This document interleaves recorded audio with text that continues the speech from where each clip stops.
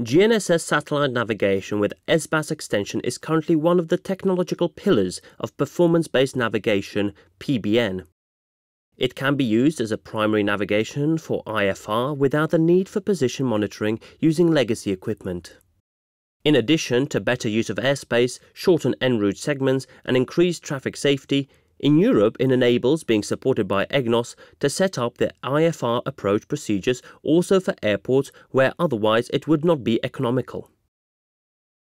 EASA's general requirements for the training syllabi for commercial and transport pilots as well as for applicants for an instrument rating have long lagged behind technological development.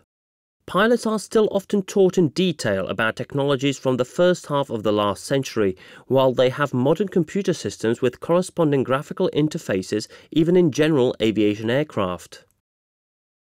They fully support advanced satellite navigation thanks to the RNP monitoring and alert functions. They are also applicable to instrument approaches comparable to ILS Category 1.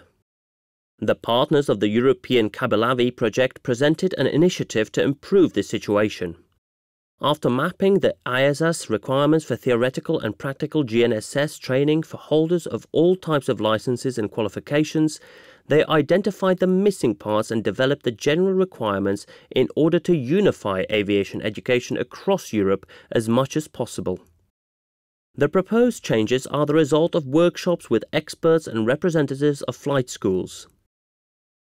Besides navigation as such, they concern, for instance, chapters on instrumentation, flight planning or IFR communication.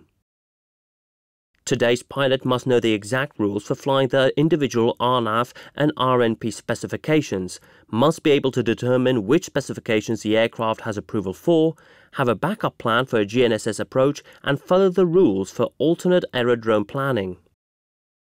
PBN training in flight schools must be of high quality and detailed enough so the pilot gains great insight into the topic. GNSS procedures bring a number of new questions, such as: is it possible to fly a LNAV-VNAV approach with GNSS SBAS? Are we interested in RIME if our GNSS receiver uses EGNOS? Is it necessary to apply temperature corrections on LPV minima? Training in GNSS usage during IFR flights should consist of theoretical part, CBT, simulator training, ground preparation and in-flight practice with an emphasis on typical functions and GNSS scenarios. For example, an approach with or without vertical guidance addressing loss of data integrity and other malfunctions. EGNOS, the SBAS system usable in Europe, brings a number of benefits to both airport operators and IFR pilots. Providing them with high-quality training is one of the prerequisites for the use of the advanced performance-based navigation concept.